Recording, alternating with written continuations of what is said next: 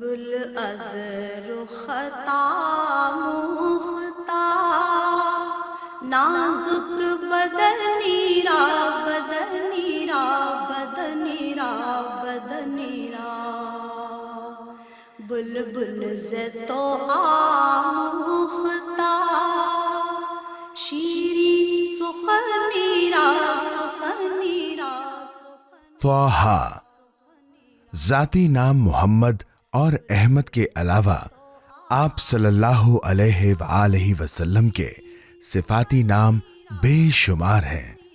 ان میں سے ایک نام طٰہٰ ہے۔ طٰہٰ کا جو لفظ ہے یہ قرآن کریم کی ایک سورہ کا نام بھی ہے اور اس کا ابتدائی لفظ بھی ہے۔ اس کے بارے میں مفسرین کے کئی اقوال ہیں۔ ان میں سے ایک قول یہ ہے کہ طٰہٰ کا جو لفظ ہے یہ جناب نبی کریم صلی اللہ علیہ وسلم کا ایک صفاتی نام ہے، لیکن اس میں آپ صلی اللہ علیہ وسلم کا جب نام ہم نے اس کو طے کیا اور مفسرین کی اس قول کو لے لیا کہ جس میں طٰہٰ حضور اکرم صلی اللہ علیہ وسلم کا ایک صفاتی نام ہے، تو پھر ہم یہ دیکھیں گے کہ اس کے بعد کیا بیان ہوا۔ اللہ رب العزت نے اس کے بعد یہ بیان فرمایا ما انزلنا علیک القرآن لتشقی۔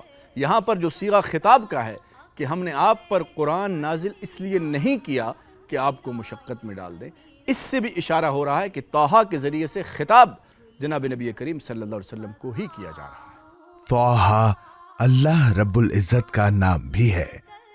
مفسرین و محققین نے طٰہٰ کے مختلف معنی بیان کیے ہیں۔ مفسرین کرام نے کچھ اس کے معنی ذکر کیے ہیں۔ ایک تو فرمایا طٰہٰ سے مراد یہ اللہ رب العالمین کا نام ہے اور اللہ رب العالمین نے اپنا نام اپنے محبوب علیہ السلام کو عطا فرمایا۔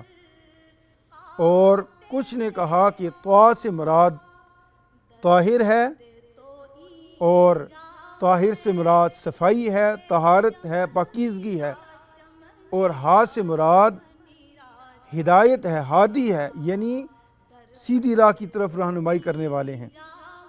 اور جو علم الاعداد کے ماہرین ہیں انہوں نے کہا کہ طٰہٰ یہ جو طٰ ہے اس کے 9 اعداد بنتے ہیں اور جو ہا ہے اس کے 5 ہیں، اور یہ دونوں ملا کر کل 14 اعداد بنتے ہیں۔ فرمایا یہ 14 اعداد 14ویں کے چاند پر دلالت کرتے ہیں۔ گویا اللہ رب العالمین نے فرمایا اے میرے محبوب، اے بدر کامل، یعنی اے 14ویں کے چاند۔ طٰہٰ سے قرآن کریم کی ایک سورہ مبارکہ بھی ہے۔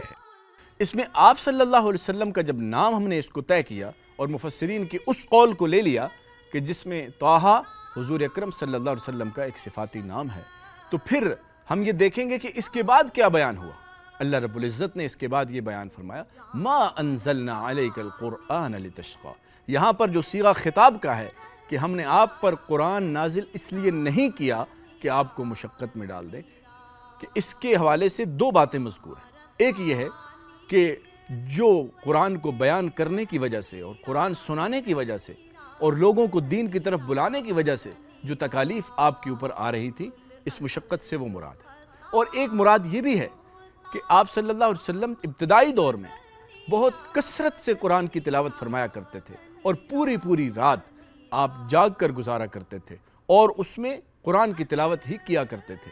تو اس پر یہ آیا کہ ما انزلنا علیک القرآن لتشقی، آپ کو مشقت میں ڈالنے کے لیے یہ نہیں اتارا۔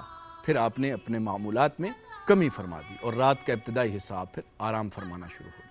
اور یہ طٰہٰ پوری ایک صورت ہے قرآن کریم میں 16ویں پارے میں جو مذکور ہے، اور اس صورت کے بارے میں جو اس صورت کو نام دیا گیا اس کے بارے میں آتا ہے کہ اللہ رب العالمین نے تخلیق آدم علیہ السلام سے 1000 سال قبل فرشتوں کے سامنے سورہ طٰہٰ اور سورہ یاسین کی تلاوت فرمائی، تو فرشتوں نے ان آیات کو سن کر، ان صورتوں کو سن کر فرمایا کہ مبارک ہو اس امت کو جس کو یہ صورتیں عطا کی جائیں گی، مبارک ہو ان زبانوں کو جو یہ قرآن پڑھیں گی، اور مبارک ہو ان سینوں کو جن میں یہ محفوظ ہوں گی۔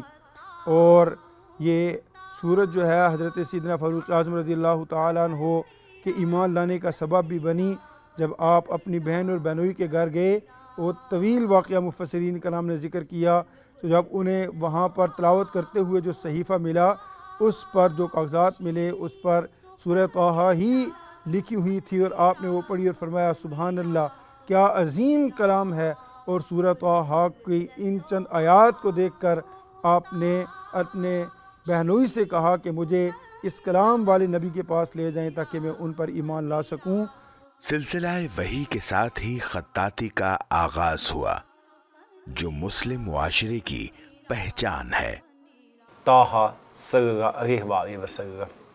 ہمیں اپنی زندگی میں کوئی بھی کام کرنے کے لیے، چاہے وہ کسی بھی طرح کا کام ہو، بنیادی طور پر سب سے پہلے توانائی کی ضرورت ہوتی ہے، انرجی مختلف سطح پہ ہماری ذات میں موجود ہوتی ہیں۔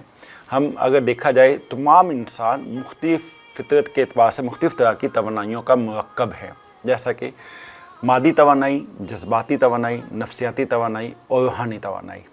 اور جب ہم دیکھتے ہیں کہ مادی توانائی سے ہم کوئی کام کرتے ہیں تو اس کا امپیکٹ بھی فزیکل دنیا میں ہوتا ہے، اور اگر ہم وہی کام ساتھ سائیکولوجیکل انرجی کے ساتھ کریں تو اس کا انٹلیکچولی امپیکٹ بڑا اسٹرانگ ہوتا ہے۔ اور اگر ہم کہیں ایموشنل انرجی کے ساتھ، جذباتی توانائی کے ساتھ کام کرتے ہیں تو اس کا امپیکٹ ویسا ہی ہوتا ہے۔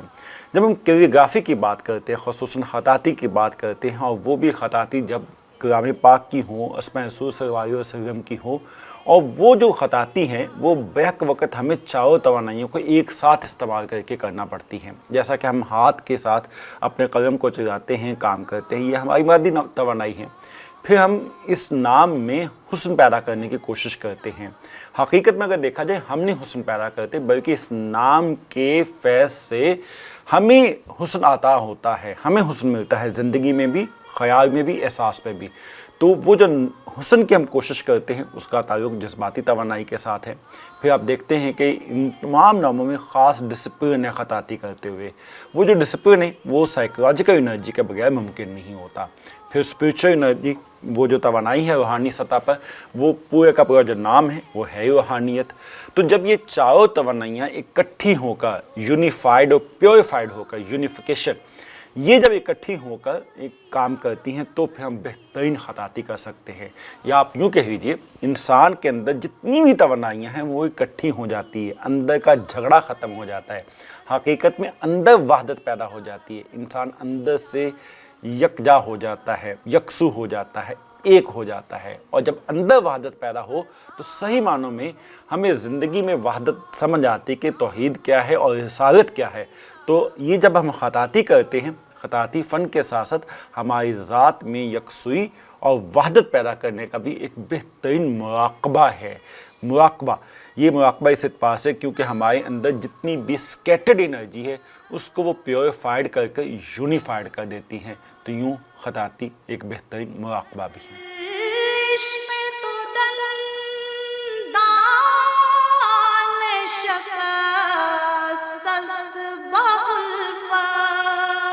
طٰہٰ حروف مقطعات میں آتا ہے۔